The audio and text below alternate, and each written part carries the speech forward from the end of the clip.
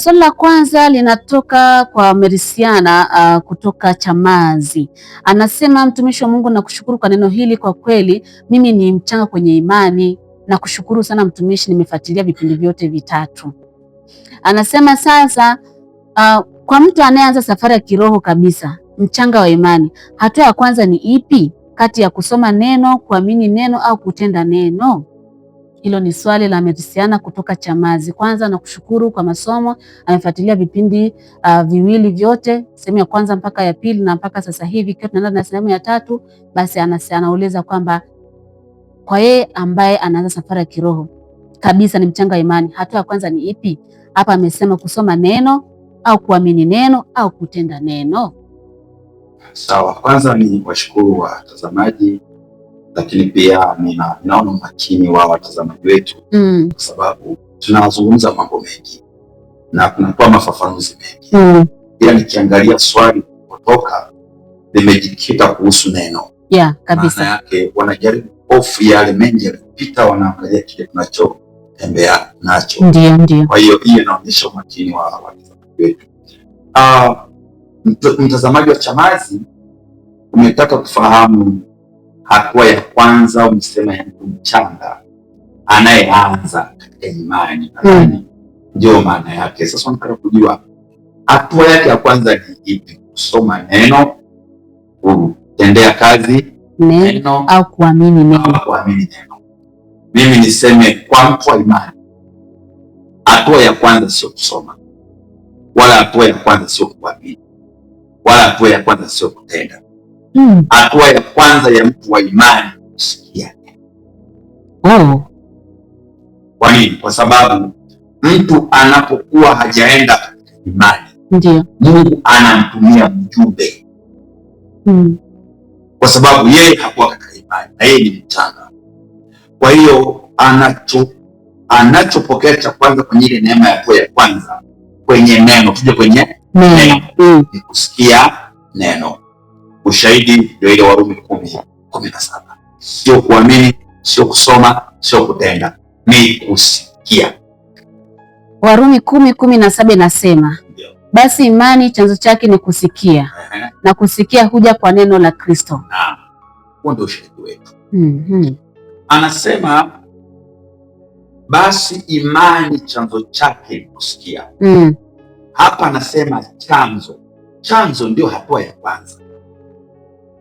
Hatua ya kwanza ndiyo chanzo, hatua ya kwanza ndiyo msingi. Kwa hiyo, kwa sababu mtazamaji wetu na msikilizaji wetu, mtu wa Mungu wa Chamazi, ametaka kujua hatua ya kwanza ni kusikia. Utaona hata kulivyo sasa hivi hapa kwenye kipindi, ndio hata hilo swali alipouliza limetokana na kuanza kusikia. Ndio ameanza kusikia. Ndio maana nasema basi imani chanzo chake ni kusikia. Kwa hiyo mtu huwezi kuanza kuamini, unaanza kusikia. Ukisikia unaamini. Unaamini nini? Unaamini kile ulichosikia. Ukishaamini naenda hatua ya pili, unatendea kazi kipi? Kile ulichoamini. Ulipokisikia ukakiamini, ulipokiamini sasa unakitendea kazi. Kwa nini unakitendea kazi? Kwa sababu sasa umeanza kuona kinachoweza kupatikana kwenye kile ulichoamini baada ya kusikia. Unatenda. Kwa nini unatenda? Sasa umepata na nguvu, umepata na revelation, umepata na ufunuo, umepata na uhakika kwamba hiki nilichosikia nikakiamini. Unaanza kuyaona matokeo kwenye ulimwengu wa roho. Sasa unatendea kazi kutafuta yale matokeo.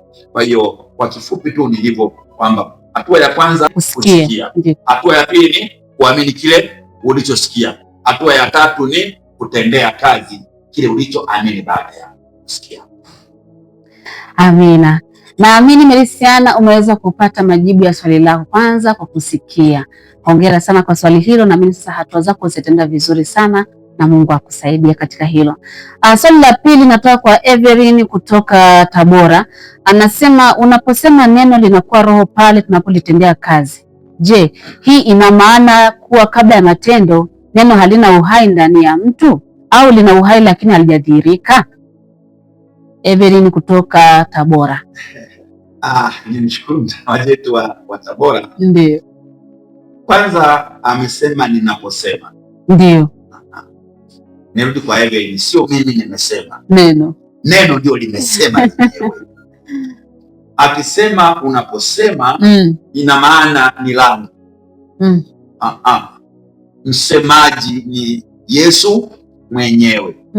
Anasema neno niliyoambia ni Roho. Kwa hiyo sio mimi. Kwa cha kwanza niweke sawa, mimi ni mjumbe tu, mimi ni chombo tu cha aliyesema. Naleta kile kilichosemwa na aliyesema. Nani aliyesema? Aliyekuja kuwaokoa wa Tabora na wa Shinyanga na wa Dar es Salaam, ambaye ni Yesu. Kwa hiyo cha kwanza tuweke tu kweli.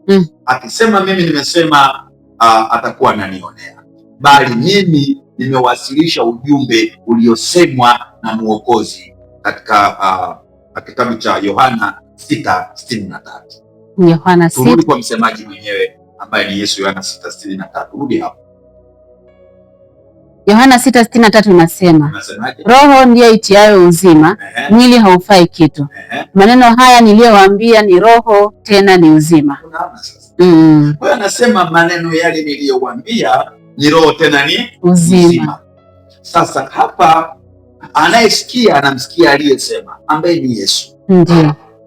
Sasa ndio maana kuja kwenye ile swali la mtu wa kwanza, mtumishi wa kwanza aliyetoka Chamazi, Yesu akasema roho ndiyo itiayo uzima, mwili haufai kitu. Maneno hayo niliyowaambia ni roho tena ni uzima. Sasa aliyesema kwamba maneno ni roho ni Yesu. Sio mimi. Sasa unauliza hapa ni kitu gani kinatokea? Je, umesikia? Hatua ya kwanza, Yesu ameisha sema maneno ni roho. Wewe umesikia? Imani chanzo chake kusikia. Sasa kama umesikia na sasa umeamini aliyesema ni Yesu, je, umeamini? Kwa hiyo nenda sasa, una swali la kwanza hapa. Kuna uzuri gani hapa? Kuna matokeo gani hapa? Hatua ya kwanza, unasikia ndio lile neno, na Yesu ameshasema neno ni roho tena ni uzima. Je, umesikia? Sasa ukisikia, hatua ya pili ni kuamini. Sasa unaweza ukauliza, kuamini kunabeba nguvu gani? Unapoamini unakuwa una seti masafa yako ya nafsi na roho katika Mungu. Una seti masafa yako? Narudia. Unapoamini unakuwa una seti masafa yako katika roho na katika Mungu. Kuamini kwa lugha nyingine ni kuhama toka mwilini kwenda rohoni. Kwa lugha nyingine. Kwa hiyo unapokuwa naamini kwenye ulimwengu wa roho, unakuwa na hama toka rohoni, toka mwilini kuja rohoni. Na nilifundisha na nitarudia tena kwa watazamaji wetu wapya. Ndio. Yesu alikuja kutubamisha toka mwilini kwenda rohoni. Nilishafundisha. Ndio. Unaposoma kwenye kitabu cha Wakorintho wa kwanza 15, tutasoma kwa sababu ya muda wetu 15, ndio maana akasema Adamu wa kwanza ni wa udongo. Ndiyo. Adamu wa pili ni wa rohoni.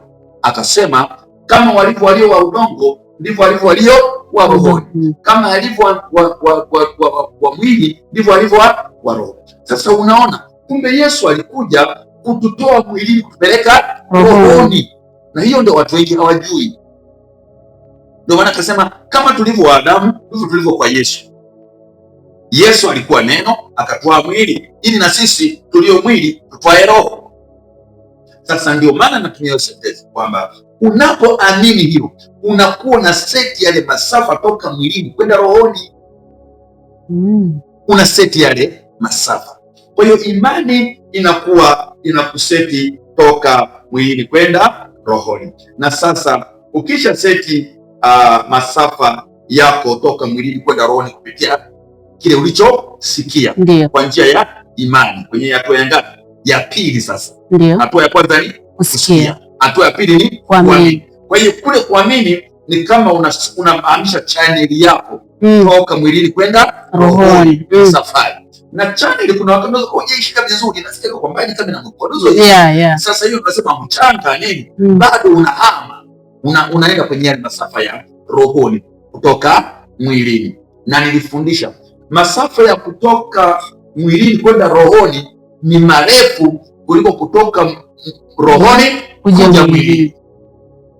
Hilo nalo tutatafutia muda hao. Ndio maana unaona mtu ambaye yuko rohoni anaweza kawa amezama, ananena kwa lugha, anaongea, lakini akisikia tu ndege imepita, ameshatoka rohoni kabisa, ameshatoka rohoni. Kwa sababu kutoka rohoni kuja mwilini ni karibu sana, lakini kutoka mwilini kwenda rohoni is a distance. Sasa kwa hiyo hicho ndicho Yesu alikuja kufanya. Ndio maana kuna ukuaji na ukuaji wa nini? Wa kiroho. Kwa hiyo ndio tunakuja hapo, ninarudia kwenye pointi yangu ya msingi, lile swali la kusikia. Unapoamini unakuwa unahama kutoka mwilini kwenda rohoni. Sasa ndiyo maana Yesu akasema yote yawezekana kwake yeye aaminiye. Naona sasa. Yes. Naona sasa. Anasema yote yawezekana kwake yeye aaminiye. Katika Marko 9:23 wasomee hiyo ili walione Yesu anachosema, alafu twende kwa nini Yesu anasema hayo. Marko 9:23 ndio inasema Yesu akawaambia ukiweza yote yawezekana kwake yeye aaminiye. Unaona sasa? Kwa hiyo kuna mambo watu hawayawezi kabla ya kuamini. Kwa nini? Kwa sababu wako mwilini. Kuna mambo mwili hauwezi. Kuna mambo udongo hauwezi. Sasa ili uweze yote lazima uamini wapi? Rohoni. Lazima useze masafa wapi? Rohoni. Sasa nikasema yote yawezekana kwake yeye aaminie. Sasa kama yote yanawezekana kwake yeye aaminie, hii ina maana gani? Nitaenda kukufundisha. Ina maana gani? Ina maana unaposikia neno ukaamini lile neno, ina maana unakuwa unatoka kwenye binadamu kwenda kwenye uungu. Unatoka kwenye binadamu kwenda kwenye uungu. Kwa nini? Maana Mungu pekee ndiye anaweza mambo yote. Ni Mungu peke yake ndiye anayeweza mambo yote. Ndio maana akisema yote yawezekana kwake yeye aaminiye. Ndio. Ina maana yule aaminiye ni tofauti na mtu ambaye hajaamini kabisa. Kwa hiyo mtu anapokuwa hajaamini neno anakuwa ni mwingine, na anapoamini neno anakuwa ni mwingine. Mtu asiye ambaye hajaamini neno kuna vitu anashindwa, lakini mtu aliyeamini neno anaweza yote kutokana na kile alichoamini. Maana yake nini? Ni mwingine kabisa. Huyu ni roho, ni wa rohoni. Ndio maana nikakwambia kuamini ni kwenda rohoni. Kwa nini? Ni Mungu peke yake ambaye anaweza mambo yote. Sasa inakuwaje? Hebu wasomee 19:26 Mathayo. Tunaliangalia neno linapobadilika kuwa roho. Mathayo 19:26 inasema, Yesu akawakazia macho akawaambia, kwa wanadamu hilo haliwezekani, bali kwa Mungu yote yanawezekana. Kwa wanadamu haiwezekani. Mwanadamu ni yupi? Ambaye hajaamini. Kwa Mungu yote yawezekana, na yote yawezekana kwake yeye aaminie. Kwa hiyo aaminie yuko upande wa Mungu. Aaminie yuko kwenye level za kimungu. Kwa hiyo unapoanza kutendea kazi ya hatua ya pili, unaingia kwenye masafa ya Mungu, sio ya binadamu. Kishaamini hapo ndo anaanza kutenda sasa kama vile. Yes. Na ndio maana unaona huwa ninaongea mambo kidogo, nasema mimi ni Mkatoliki, nimekuwa nikishangaa mambo Mungu anafanya na mimi. Kwa sababu kabla sijapata neema hii, sijapata hii kitu, kwangu nilikuwa naona haiwezekani. Haiwezekani. Kwa mfano huwa natolea mfano haya mambo. Alinifuata yule binti yangu yuko pale, ni askari yuko pale Msoma. Alinifuata akiwa na jambo gumu sana, akaniambia ana watoto wa kiume peke yake, amechoka, anataka mtoto wa kike. Kwa hiyo mtu amekuja kwangu mimi, kwa nini aje kwangu? Anataka mtoto wa kike na ana mume wake. Sasa mimi nani? Mimi nani? Na ana option, anasema anataka mtoto wa kike, yuko pale Msoma. Hii ina maana gani? Alikuwa hamfuati binadamu, anamfuata aaminie ambaye ameisha seti masafa katika roho. kwamba kwake yote yanawezekana. Mtoto wa kike nitapata. Mtoto wa kike nitapata. Wow. Ni Mungu pekee anaweza hiyo.